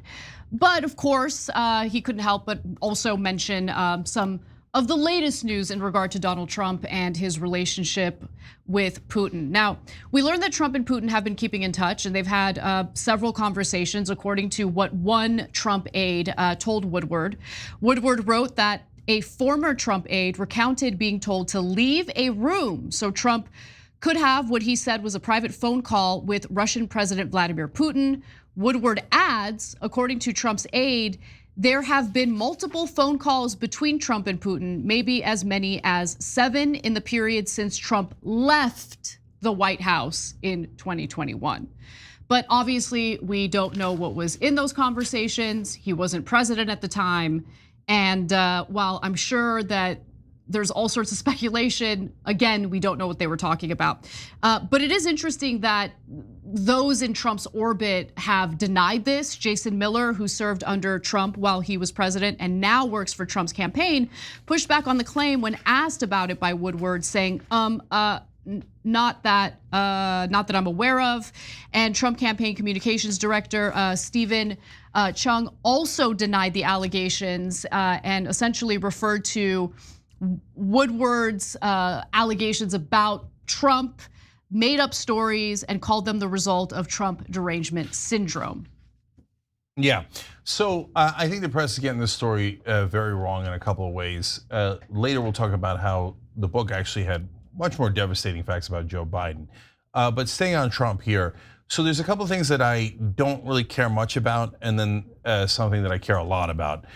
So first of all, they have an anecdote about how Lindsey Graham is talking to Mohammed bin Salman, the crown prince / dictator of Saudi Arabia, and he wants to talk to Trump, and the prince pulls out a burner phone with Trump's name on it. And this is supposed to be like a big gotcha. So what? So a foreign leader knows how to talk to Donald Trump. That's not a thing. In fact, they explained in the story and in the book that one of the other phones was labeled Jake Sullivan, the national security advisor for Joe Biden. So is everybody equally outraged? Oh my God, Jake Sullivan can talk directly to Mohammed bin Salman. So that's a nothing burger. Okay, then you move to the COVID issues. So he gets. Yeah, so let me get to that. Yeah, so let's explain that because that has upside and downside. Okay, so before we get to the COVID part, I just want to say, I'm very. Do I think that Donald Trump tries to forge relationships with other world leaders for business deals? This is my speculation. I suspect that's what's happening, but we don't know what was in those conversations. So I don't want to fall into the trap of the Democrats' Russia narrative. Yeah, no, I think you're overhyping that. So I'll get to that later because I kind of disagree with you on that. Okay. Okay, so but that's all right. Let's do COVID first. So in Woodward's book, he also details a verbatim exchange that Trump had with Putin in regard to COVID tests that Trump was actually sending to Putin specifically for Putin's personal use. And this was at the height of COVID when we were having shortages of our own. So just to give you some more context before we go to the clip, in 2020, Woodward writes, Trump had secretly sent Putin a bunch of Abbott point of care COVID test machines for his personal use during the height of the pandemic. Russia and the United States, and this is important, guys, Russia and the United States did exchange medical equipment such as ventilators. So there was an exchange going on. It's not like Trump was going out of his way to do favors for Putin with nothing in return. Let's put that back up again. I'll read the rest of it. But Putin, who infamously isolated himself over fears of COVID, told Trump on a phone call to keep the delivery of the Abbott machines quiet, Woodward reports. And by the way, I can understand why, because once it becomes public, people are gonna start speculating about it. But nonetheless, here's what the verbatim conversation was. Trump secretly sent to Putin scarce COVID testing machines for his personal use. This was at a time during the height of COVID where everybody wanted one of these. And we actually have, Woodward has the conversation between Trump and Putin in the book. Here's what they said. Putin, please don't tell anybody you sent these to me. Trump, I don't care, fine. Putin, no, I don't want you to tell anybody because people will get mad at you, not me. They don't care about me. I mean, true. No. Not true? I mean, you don't think people would be upset if at the height of COVID, everyone learns that Trump sent COVID tests to Vladimir Putin? Yeah, they'd be upset at Trump, but Putin's not saying that because he wants to protect Trump. He's definitely saying that because he wants to protect himself, and he's manipulating Trump because Trump's a dum-dum. So let's get into it. I mean, he's manipulating Trump with the truth. People would freak if they found out about it, but he's not doing it for Trump's own good. I agree with you, he's doing it for himself. Yeah, so look, overall, him sending the COVID equipment to Putin, pardon, not guilty. Well, so look, he's trying to establish a relationship with a world leader. We could disagree on how he should set up that relationship. Well, I think he should have been 10,000 times tougher on Putin. We could have that debate. But if you're trying to set up a relationship on an easy ground, this costs almost nothing. And you say, oh, well, save it for the American people. I mean, I love you and I love that way of thinking about it and great. But there's a million things that we did where we didn't save it for the American people. Yeah, and we needed ventilators. Remember, we had a shortage of ventilators, so there was a trade happening. Yeah, obviously. and so this is a really low cost way of getting some good, credibility and leverage, et cetera, with the Russians. No harm in that at all. The part where he's like, now, Donnie, I'm saying this for your own good, BS. And Donald Trump gets played by these dictators nonstop and by these strongmen, right? So no, Putin doesn't want people to know that he's freaked out by COVID because that makes him look weak. Second of all, most importantly, he doesn't want our spy agencies knowing that Trump is sending equipment over there. Because then that's a good point. Of course, because then they would load it up with, mics and different spying things, etc. Of course, right? And Trump's like, okay, Vladimir told me that this is good for me. Let's keep it a secret. And Putin's super lucky that Trump's not an Israeli, because that would have been very dangerous for his health if the Israeli sent you a gift that is electronic equipment. Watch out, okay? Anyways, but overall, not guilty on that. They're making a mountain out of a molehill, okay? On the Russia stuff, the reason I disagree with you, Anna, is, look, he's doing things that are unprecedented, and I need you to understand that this is not normal. So when he was president and had the secret meetings with Putin, he would go, and one time they came out of the meeting, and normally there's a Russian and American translator. He took the American translator's notes physically from that person and ripped it up and threw it away because he didn't want any other American knowing what they discussed. That's unnerving. Then from then on, he would only use Russian translators. Trump, not Putin. Trump would say, no, well, let's only use the Russian translator because I don't even want the American translator finding out. That's unnerving, okay? So why do they usually have another American in the room? And then the Russians also have another Russian in the room. There's actually a much simpler reason. It's because you don't want miscommunication on things that are super important. And if it's just two people, you could have miscommunication. That's the main reason we have someone else either in the room or on the line with the president. No president says, no, I don't want to be recorded, and no, I don't want someone else on the line. It's just never done, okay? So when Trump does that, everybody in the room's like, uh-oh, what's he talking to him about? What's getting promised back and forth? Because it's not necessarily an American interest, it might just be in Donald Trump's interest. Remember, guys, before he was president, there's 2 countries he constantly bragged about loving because of how many business deals he did with them. One was Saudi Arabia, and he would say, they could buy my apartments for $30, $40 million. Am I supposed to not like them? I like them, right? Because they're giving him money. And the others were the Russians, where both of his sons, Eric and Don Jr., said, we get all our money from the Russians. It turns out the Russians love golf. Embarrassing, okay? So the Russians are funneling money and buying his houses and apartments, et cetera, et cetera. So no one ever proved anything about that. I would be shocked if there wasn't money laundering there, but what bygones be bygones, past the statute of limitations, the elites never get held accountable in this country, right? So a guy, though, that he has had dealings with like that before, in a country they've had dealings with, then he gets out of office. Remember, he's got 300 classified documents, including top secret, including our plans on how to attack other countries and nuclear secrets. And he's, according to not some lib, not some fake news, et cetera, according to his most inner aides that were there at Mar-a-Lago, 7 secret conversations with Putin where he would absolutely insist that no one else be in the room or on the phone. So do I know that he sold information and got something back? No, I do not know that, okay? So, but he should concern you that he's having these weirdo, unprecedented secret conversations with, especially with a leader that is not friendly to America and that does not have our best interests in mind. He's not talking to the Prime Minister of France or Canada. He's talking to and a very savvy foreign leader that attacked a country that was one of our allies. And so, and one more thing from the Woodward book related to Trump. He sends Kellogg, one of his top advisors, to Russia within the last year, and they have a secret conversation. So did they promise Putin something? Oh, I'm sorry, that was about Israel, not about Russia. Did they promise Netanyahu something about, hey, don't worry if Trump wins X, Y, or Z? Well, we'll never know because these are all secret, right? So now, since he's not president right now, he doesn't have to make it public. There doesn't have to be someone else in the room. So if you want to say, hey, Cenk, nope, not technically not guilty. You're free to interpret it any way you like.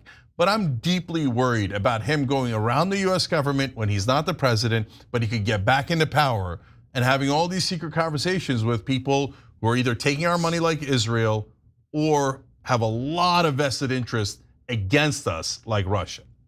It is amazing to me that the Israel component of what you just presented barely getting any attention because Russia, I mean the Russia thing, Democrats jump in it. Like they have no problem obsessing about that. But secret conversations with leadership in the Israeli government, totally fine. Totally fine. Trading secrets on the DL with Israel, totally fine. No problem there. Look, in the next story, we're gonna get into what's in Woodward's book about Biden. But there's a lot of really damaging stuff about Biden and Israel's relationship. And credit to Washington Post and others that are covering it. We read it there. I mean, it's gonna be in the book, right? So we're all gonna see it publicly. But in national press, is anyone emphasizing, oh my God, it turns out the Biden administration knows the Israelis are never gonna listen to us. They think that they're giant liars, but they funnel them our money anyway. No, that didn't make any of the headlines. What made the headlines is Trump bad. And here I'm agreeing, Trump bad on these secret meetings. But you miss a lot of the story there and you miss the nuance. So that's what makes people skeptical about mainstream media when you're not fair in how you cover it. Exactly. So let's cover the other part of this. Woodward quotes Biden is calling Israel's Prime Minister Benjamin Netanyahu a bad guy, a quote, bad effing guy. Based, I agree. Now, I personally would not funnel military weaponry to someone who's a really bad guy, but Biden has continued to do that. Now, those revelations that you just heard from CNN come from Bob Woodward's latest book, War, which gives you an inside look into the Biden administration. And it turns out that Biden allegedly despises the very man that he is aiding and abetting in a broader regional war in the Middle East as we speak. Let's hear more about that.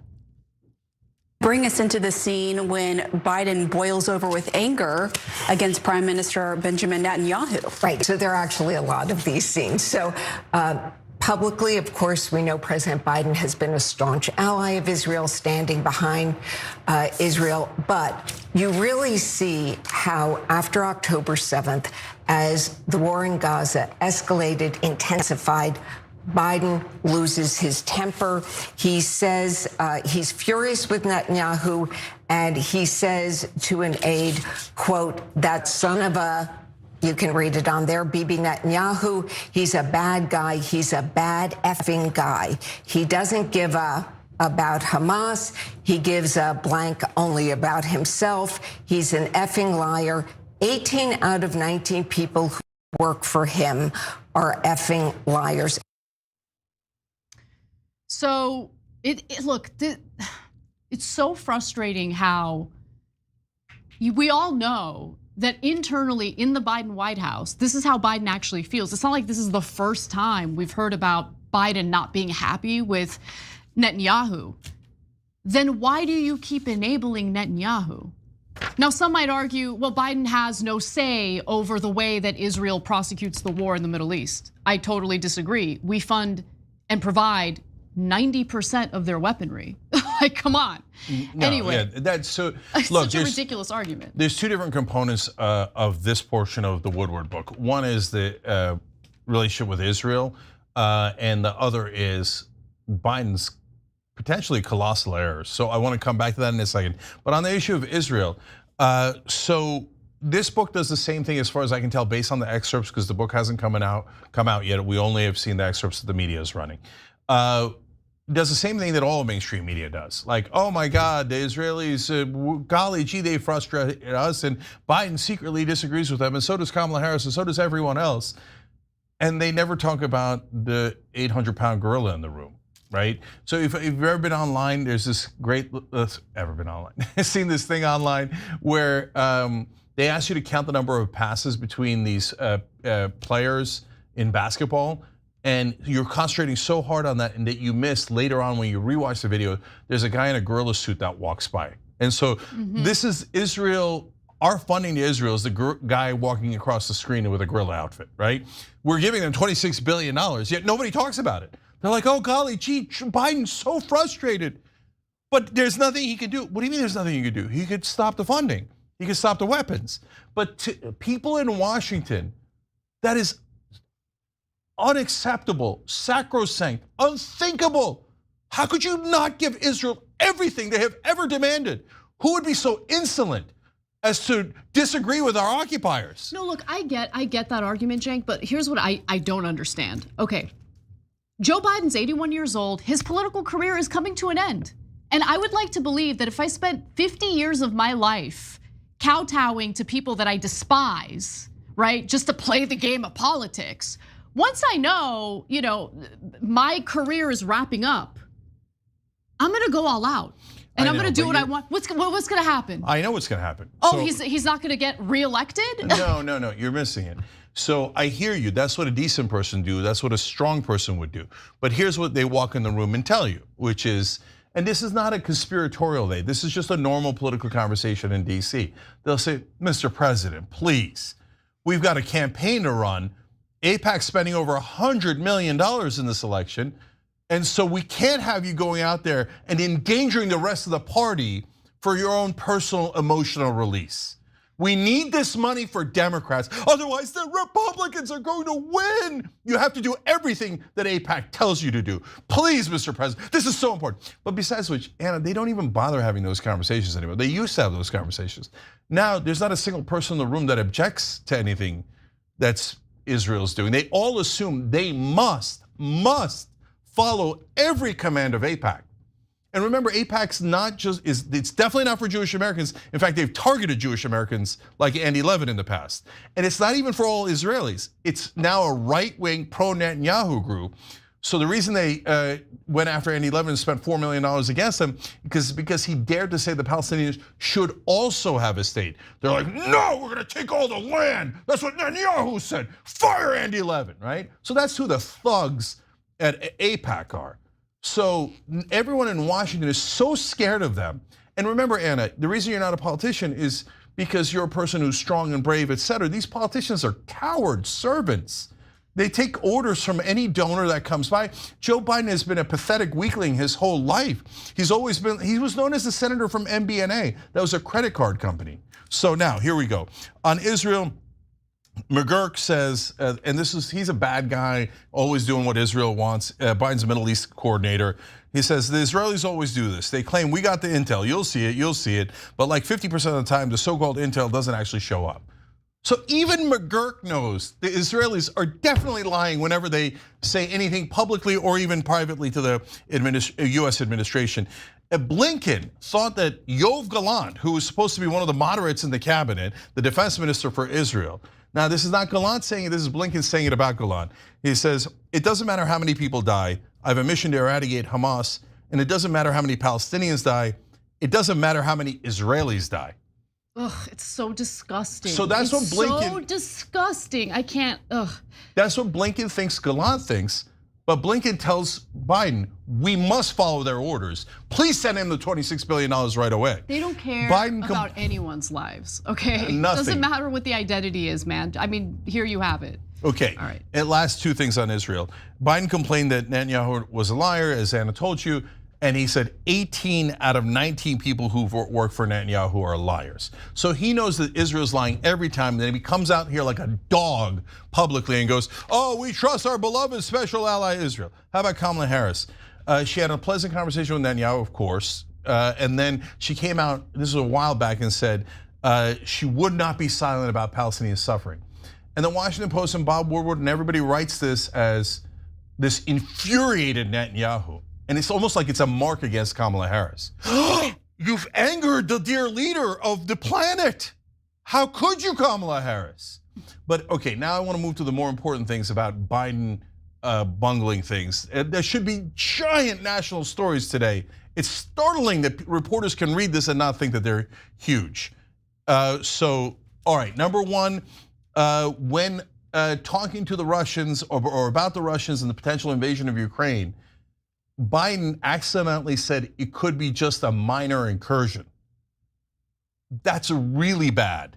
That's like when our ambassador went to Saddam Hussein before the first Persian Gulf War, before he invaded Kuwait, and accidentally seemed to give, well, if it was an accident, but they say officially accidentally gave him a green light on attacking Kuwait, and then he attacked Kuwait. So when Biden said it would just be a minor incursion, it made it seem like it was no big deal, and encouraged Russia to go in. And then they had to do damage control, et cetera. Why did he say that? That is not Biden's position, let alone the US government's position. Because guys, he's been in mental decline the whole time. Yeah. That's why he says things that don't make any sense, and they had to do kind of rewind his talking points all the time. That should be the biggest story out of the whole Woodward thing. I totally agree. Yeah, but Woodward says overall Biden had steady and purposeful leadership. I don't think that's true at all. He's just prettying up the stories that he has here. He has an interesting story about how Zelensky didn't believe our warnings that Russia was going to invade. That's a giant story. And then one more for you guys that's really important. Oh, by the way, Lindsey Graham said going to Mar-a-Lago was like going to North Korea. Everybody stands up and applauds every time Trump walks in. And then remember, Trump said he likes that. Yeah. Yeah. Yeah. Okay. And then the last thing is, apparently Biden said, I should have never picked Garland for his attorney general. And I was like, ooh, that's interesting. I don't like Garland. Garland started those prosecutions way too late. Should start him earlier, weak, ineffectual. Is that what he's talking about? I read further. No, because he went after Hunter Biden. Wait a minute. That's just like Trump saying, yeah, I don't like Sessions. I'm very disappointed in my attorney general. He's supposed to represent me. No, he's supposed to represent the people of the United States. And everybody piled on, including me, for Donald Trump saying that about Sessions and not understanding that the Attorney General doesn't work for you. Now Joe Biden says the same thing in an effort to protect his corrupt son, and nobody makes a big deal out of it?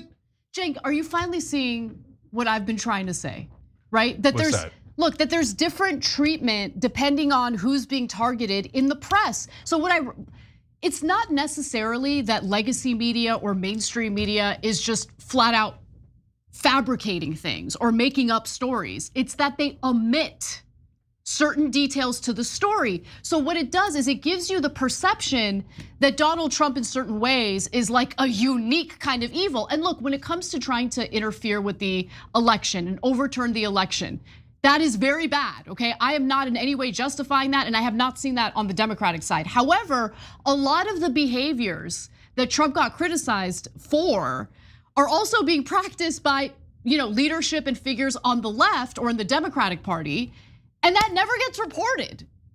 Yeah. Okay, it doesn't get any attention, and it frustrates me. So Anna, do I see that? I've been saying that for 20 years. So it's not just the omissions, it's the point of emphasis. So this book has significantly negative things about Trump and significantly negative things about Biden. I would argue, and I just did argue, that the negative things about Biden actually are worse than the ones about Trump in this particular book, yeah. right? And so I see that 100%, but 2, even 3 things can be true at the same time. So number 1, is the press easier on the Democrats than the Republicans? Definitely, right? So number 2, do the Democrats and the Republicans often do the same exact thing, and the Republicans are painted as the bad guys, but the Democrats weirdly are painted as the good guys? Definitely true.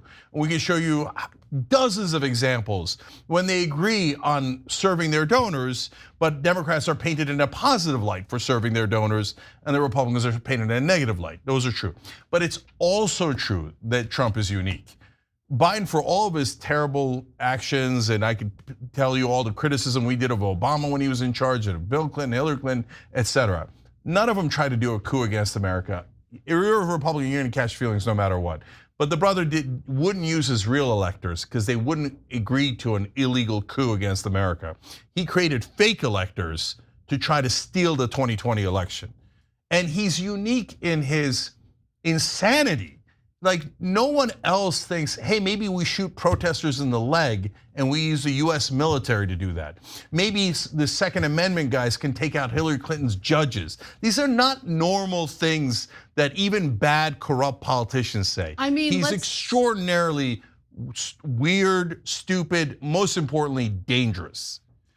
I want to wait and see what the behind the scenes conversations were in regard to Palestinian protesters on college campuses, within the Biden White House. But for now, I'll leave it there. Okay, I mean, I hear you, but again, Biden didn't try a coup. None of these guys did. When they lock up the Palestinian peace protesters, all of the mainstream media lies and goes along with it, does giant propaganda. We fight against it, okay?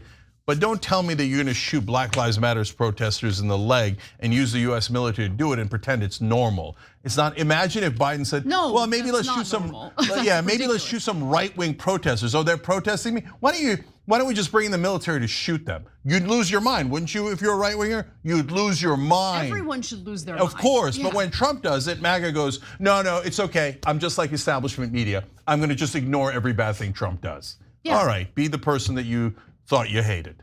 That's up to you. All right, let's take a break. We'll be right back.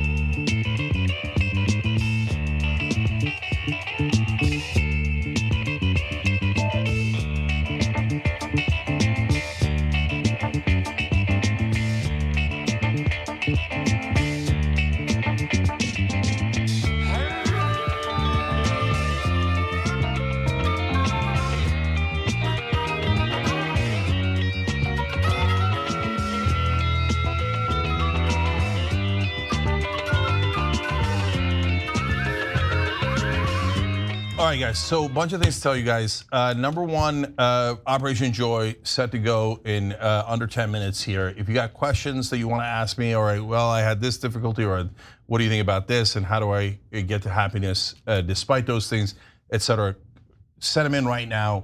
I'll answer them in the bonus episode for the members. Number two, Old School's back tonight. Make sure you're checking that out. Is it okay to publicly shame people sometimes? Ooh, interesting conversation. That's tonight, Old School at 9:30 Eastern. That's just for the members. Sorry, we got a little exclusive club just for our members who pay $5 a month. Anyways, hit the join button below or tyt.com/team. And tomorrow we're phone banking to get higher wages in Massachusetts through Operation Hope. Go to tyt.com/hope. Find out when the virtual town hall is. Tomorrow it's a little bit earlier in the day because we're phone banking, okay? It's right before the main show. So go to tyt.com/hope now, register for that town hall.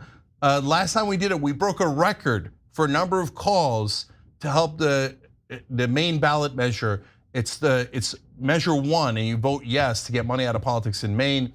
And we're supporting ballot measures in Massachusetts, that's 5, and California 32 for higher wages, and we're doing phone banking on it tomorrow. And the phone banking stuff you start out a little nervous, and then by the end you love it. Trust me, come do it with me, I do it with you guys, tyt.com/hope, that's tomorrow. Okay, now back to our members.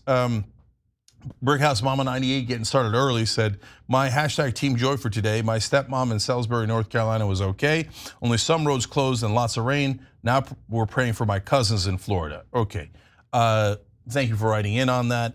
This is on Super Chat. Solid Crusader Legacy for Eternal 89 wrote in, Kamala knows already she doesn't have enough votes from minority Arab American voters. The more she goes to interview and agree to Biden policy, the higher risk she will lose more votes, especially among Muslim voters. Every vote matters, but I'm afraid this ship has sailed away.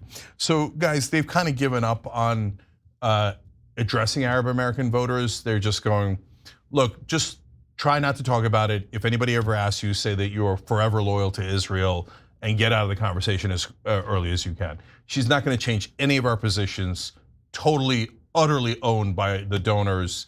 And so is Trump. Trump is worse on this as usual.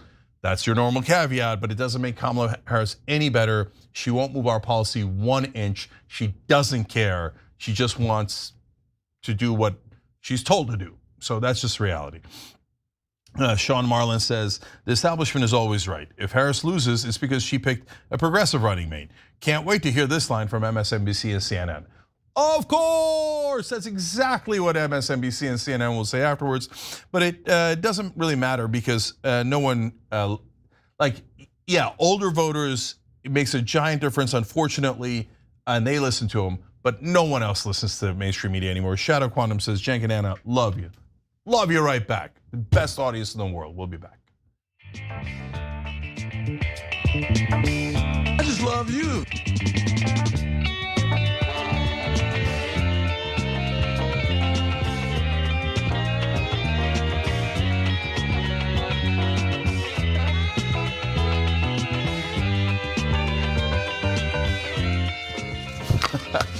All right, back on TYT, Cenk and Anna with you guys. Please try to help out through tyt.com/team if you can. As I said, Operation Joy is next. Hit the join button below to join us, or tyt.com/team to join us as well. Old School's later tonight for Young Turks members. Jojo Dragon wrote in, wait, so Netanyahu is as bad as Corn Pop? Okay, that's really funny. No, with Corn Pop, he said that he wrapped a chain around his arm before he went out, and wouldn't back down from Corn Pop. Did he really say that? Yeah. I don't even remember that part. Yeah. There's a 0% chance that happened. No, look, that's like who does that? That's like in the movies. That doesn't happen. Maybe it does. I don't know. I'm not a gangster. So. No, of course it didn't happen. Okay, so guys, I'm really proud that we do a super unique show here. We really do. You know what? Actually, wrapping a chain around your fist is a good form of like self-defense if you need to defend yourself. Like I might consider doing that. Corn Pop was a bad dude. Not to like. Okay, that's crazy. I'm not going to attack anyone else, but if anyone like poses a threat, are you going to go out in chains? What are you, Magneto or something? No, we're not going to do that. Okay. Anyways. Have you been watching The Penguin? No, is it good? Oh, it's so good. It's so good. I almost watched it last night. Okay. So anyways, but guys, the reason I say we're a unique show is because Democrats will tell you, and mainstream media will tell you, oh, Trump's lies, terrible, terrible. Joe Biden says, no, it's just little, he's just gaffes. Yeah, little gaffes, no big deal, right? The right-wingers will tell you, oh, Biden's the worst lie, terrible. Oh, Trump's lies, no, totally fine, totally fine. No, they're not fine, they're both ridiculous. Joe Biden said that cannibals ate his uncle. Come on, guys. Come on, right? No, that's a preposterous lie.